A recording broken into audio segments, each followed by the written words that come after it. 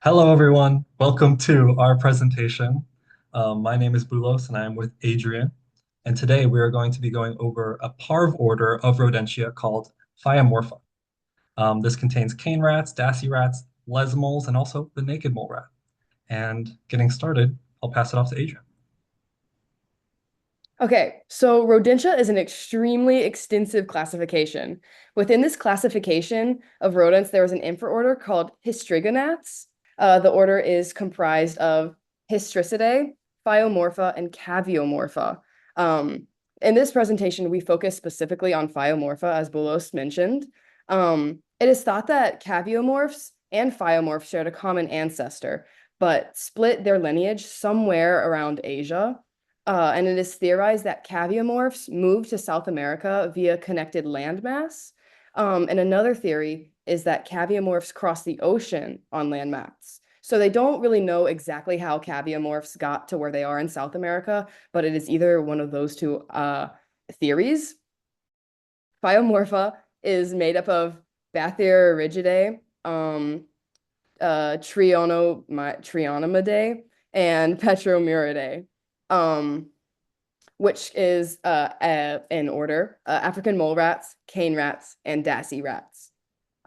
These rodents in Phiomorpha have fossils found all across Southeast Asia and Africa as well. But unfortunately, they are a very under-researched group of rodents, so not much is known about their beginnings and movement across land.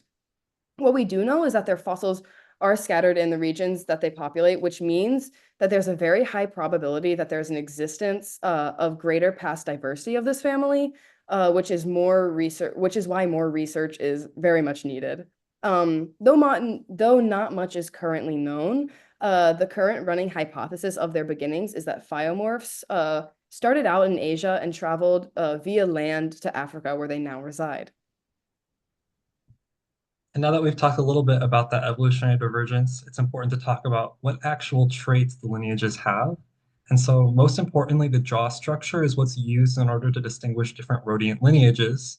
And rodentia has three main lineages and thus three main jaw structures, um, being the scuriomorphic and the histriomorphic myomorphic jaw structures, also called zygomaceteric morphologies. And as was previously stated, the Phiomorph parv order is part of the Hystrigognaths, and so therefore they all have the Hystrigognath morphology, which is defined by a couple characteristics.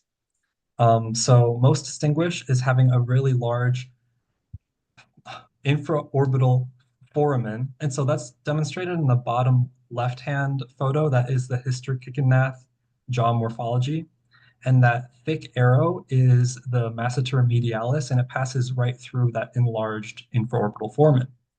And then also in this diagram, we also see that the lateral masseter, which is the thin arrow, lays parallel rather than perpendicular to the medial masseter, which is quite different from the other three, as you can see. And then also the important distinguishing factor is the angular process, which is oriented a little bit differently in Hystrigognathi. Uh, and it's just best seen through this diagram where on the right, the lower jaw is slightly has an interned shape, and that distinguishes it from the other rodent lineages. So prior from actually breaking up in the late Eocene, the stem Hystrigognaths had evolved some other unique characteristics that are still present within the Phiomorph species, besides or in addition to the jaw structure. And little is known about the actual environmental conditions during this time, so it's not known uh, why these traits had developed, but it does likely show a shift in herbivory as opposed to what rodents commonly have, which is just generalist omnivory. So most significantly, we have specialized dentition, which helped with the consumption of grasses. Particularly, they had enlarged rootless incisors, which means that they are continually growing, and then that they can be continuously worn down over time by eating tough, fibrous foods.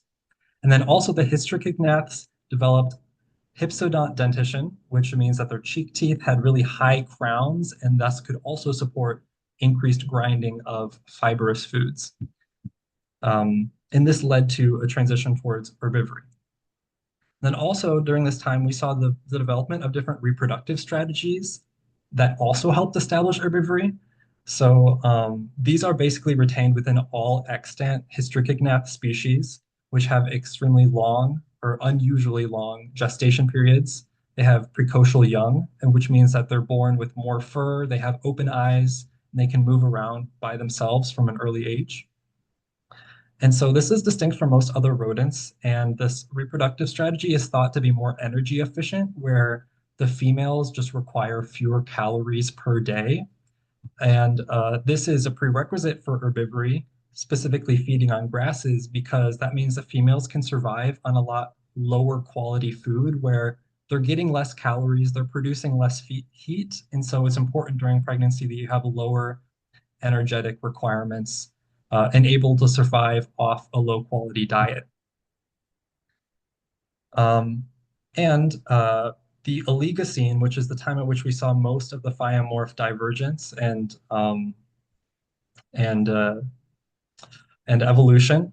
It was a time of significant global change, specifically as it relates to climate. Uh, there was a trend towards colder and drier climates, especially in Africa, which is where the Phiomorphs were. And so many tropical forests transitioned towards more open, temperate subtropical grasslands, savannas, and shrublands. And so the herbivorous traits that I previously described, those had already evolved by the time that these climatic shifts occurred. But when the shifts did occur, that means that those with those traits became much more successful as there was suddenly a larger abundance of grass ecosystems that they were able to exploit and thus were able to diversify across Africa. And so we see that the diversification of this lineage went hand in hand with the expansion of grasslands within Africa. And that is where we still see them today. And now we are going to move on um, to talking about some specific lineages. So, first up is the old world porcupines. And as I mentioned earlier, Hystricidae is often considered to be part of the larger order of Hystricognaths. Hystricidae consists of the old world porcupines. These porcupines share many characteristics that Bulos mentioned earlier with phyomorphs and caviomorphs, the ones that live in South America. But they have been puzzling the scientific community for ages because no one has been really able to identify their relatives. So these confusing creatures have had fossils that date all the way back to the Miocene and have been found all over the Old World, including Asia, Europe, and even Africa. Despite their fossils being so widespread, scientists hypothesize that they were originally from Asia or India. But one thing that all researchers can agree on is that it is best to exclude the Old World porcupines from the term Phiomorpha. And now, actually, for the specific lineages that we do consider as part of Phiomorpha, we're first going to talk about the cane rats, aka Thyronomyidae. So there's only one extant genus and two species, which are the greater and the lesser cane rats, which refer to their body sizes relative to each other. And so this genus once extended quite far into the Middle East and Asia throughout the Miocene, but right now there's only two species that are restricted to sub-Saharan Africa, as shown in these two maps of the greater and lesser cane rats. Um, and something interesting about them is that they both rely on a type of grass called elephant grass. So they use it as habitat cover as well as for food, but they're able to do this because they have niche separation where they use the grass within different environments. So the lesser cane rat mainly lives in grasslands and savannas, uh, meaning they're fully terrestrial and can live in higher elevations. But quite differently, the greater cane rat is semi-aquatic, and they're good at swimming, they're good at diving, and so therefore they live around water bodies and marshes. And because of this, they're able to use the same resources, albeit in different locations. Um, so the greater cane rat in particular is probably most famously known for its use as food. And so it's because the species is abundant and quite large, as the body size can reach up to 6 kilograms, and that makes it a very easy food source, especially in rural areas. And one estimate estimates that it's about 80 million cane rats that are killed every year in West Africa. But there's also been domestication efforts in order to breed them on farms for food rather than hunting wild populations. They've also been hunted due to being agricultural pests.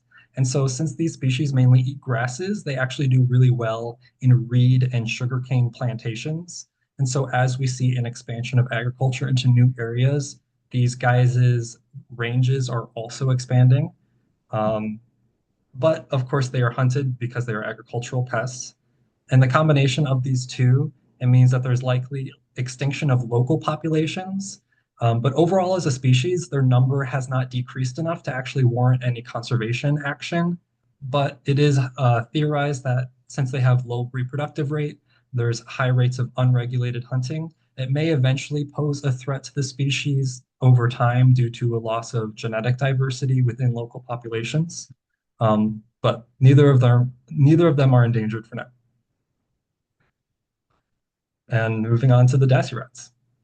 Okay, so dassy rats are an under-researched group of rodents, so there's not a ton of information on them.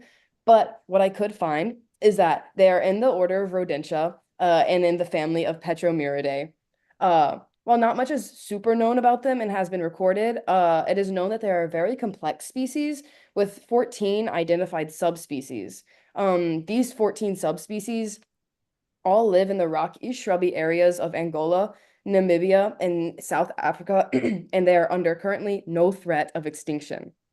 So all of these rats are diurnal, meaning that they are active during the day. And one of the few studies done on these rats, they were observed to be monogamous. And they even developed strong pair bonds, going as far as to develop shared behaviors between their mate and them. And along with these pair bonds, they're relatively social to the point where multiple generations are able actually to live within the same parental range, with minimal aggression being exhibited. And if there is aggression, it is typically male-male aggression. The social monogamy is due to male guarding, but parental care, or specifically paternal care, it was exhibited in the form of allo grooming and like the males watching out for predators. Um, the rats do have seasonal reproduction with litters only consisting of one or two offspring at a time. Additionally, the dassy rats have a very low metabolism, which has led them to partake in something called nocturnal huddling, and it is typically between like males and their mate. They like develop this characteristic and behavior in order to maintain like a warm, high enough body temperature to maintain metabolism, which has led to their employment of social monogamy. So that I found that very interesting. The habitat is they live again in the southwest arid biogeographical region of Africa, and they're very much restricted to rocky or boulder-strewn habitats, especially along the Namibian escarpment zone with its numerous mountains, cliff faces, and rock outcrops. And the third family we're going to be talking about is Bathyricidae, also more easily known as the mole rats or lesmoles. And so the family has a lot more diversity than basically all the other families of Phiomorpha, as they have 5 genera. They have around 16 to 21 living species, and none of them are considered endangered, but one is classified as threatened. And every single species is strictly fossorial, which means that they live underground year round. And of course, in order to do this, they have common fossorial characteristics that are common amongst all species, namely a fusiform body shape, small eyes, absent pinnae, being the outside structure of the ear, procumbent incisors, shortened tails, large claws for digging, and then also the forelimbs are shortened and strong in order to dig underground. And these are all mole-like characteristics, of course. Um, and so the Bathyricidae live in a wide variety of soil types and climates across Eastern and Central Africa. But what allows them to all be fossorial is the food source, which is the underground roots and tubes of plants. And so they create extensive burrows in order to find them. In fact, this method of foraging leads to natural selection of sociality in certain environments. So specifically in arid climates, due to a lack of rainfall, the soil becomes quite hard. And then also without much precipitation, the food source is much more scarce. So that means it's hard to dig, it's hard to find food, and it's highly energetically expensive. Um, so it's hypothesized that sociality had evolved in arid environments as a way to adapt to those conditions where group foraging is a much more efficient way of finding food underground. And so therefore they're able to be more successful in groups than if they were fending for themselves. And we do see a lot of sociality within this family, and the degree definitely depends on the species, where some form pairs or very small groups, and then others have colonies of up to 80 individuals. And then to highlight a specific species within the family, the common mole rat is an actual eusocial species, meaning that each member specializes in a specific task and they perform that function in order to support the colony. And you may have noticed we have not talked about naked mole rats despite talking so much about mole rats. And that's because despite actually having belonged to the Bithydirigidae family, they are no longer considered to be. They're identified as distinct family because of genetic differences from the rest of the mole rats. And so it's estimated that the naked mole rat lineage diverged from the ancestral Bithydirigidae lineage in the early Oligocene, which is really near the start of the African rodent radiation. And the rest of the mole rats diversified much later in the Miocene and Pliocene. And so they are much more genetically related and similar in terms of morphology, with the naked mole rats being their own independent lineage. And so this map is quite useful to show the timeline of diversification. And so on the left, you can see how this lineage originated up in Somalia. And this is where the naked mole rats split off and still live today. And it's hypothesized that they moved down along the coast because they were restricted between the Indian Ocean and the East African Rift Valley. And as they moved south, they continued to speciate. And so on the right, it shows that the Heliophobius genus split off, and that was around Tanzania. And then even later on, as they moved further down the coast, the two genuses Bathyragus and Georichus, they split off in Mozambique and South Africa. And then finally, most recently, we saw that once they reached the open plains, the Cryptomus genus was able to radiate upwards, and they are found within the central plains of Africa. And that is one of the most widespread and the most diverse genuses due to that radiation. Um, and it's also important to note that fossorial species are able to radiate so quickly due to the high geographic isolation of living their entire lives underground. And that allows for the quick development of diversity within the lineage. And now we are going on to the final family. Yes, so finally we have naked mole rats or heterocephalidae. So naked mole rats, they live in hot, dry, arid regions of Eastern Africa, as you see, they're up in the Horn of Africa. They live in these expansive networks of underground tunnels. Because of their low oxygen subterranean location, they possess these really cool, like underdeveloped lungs and blood that has a very high affinity for oxygen, so that they can still like perform normal like body behaviors, which is really cool. And these rats have even established a very low metabolism rate, which is able to drop even more when there's an absence of food in like the very hot, dry seasons. Uh, and these rats are also very cool because they're considered to be poikilothermic, meaning they warm themselves by basking against the walls of the more shallow burrows that are heated by the sun. And when they overheat and they get too warm, they can simply crawl down into the deeper, cooler, darker tunnels to lose heat. Uh, and since these rats are herbivores, they do have an enlarged hindgut, a cecum, to help them digest and expel plant matter. They're also cecotrophs, which is really cool, meaning that they expel nutrient-rich waste from their hind end and re-ingest it to consume the nutrients from their food and completely absorb all nutrients. Um, Additionally, these animals are colonial, meaning that they live in large groups that can range from 10 all the way up to almost 300 individuals. They have a very interesting reproduction strategy. In this colony, they have one sexually active female and either one or two males that mate with her.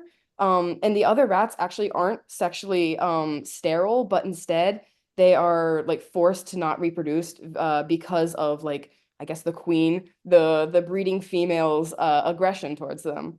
Um, but when these colonies do get too big, they do use fission, and essentially the group of mole rats that are fissioning off or like leaving the group will just simply dig away and block up whatever tunnel that they just came out of. And since there is no more like aggressive breeding female, they are able to breed and continue on their lineage.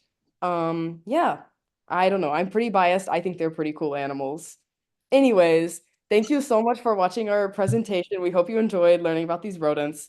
I think they're pretty cool, so I hope you do too. And here are our sources. Feel free to fact check us.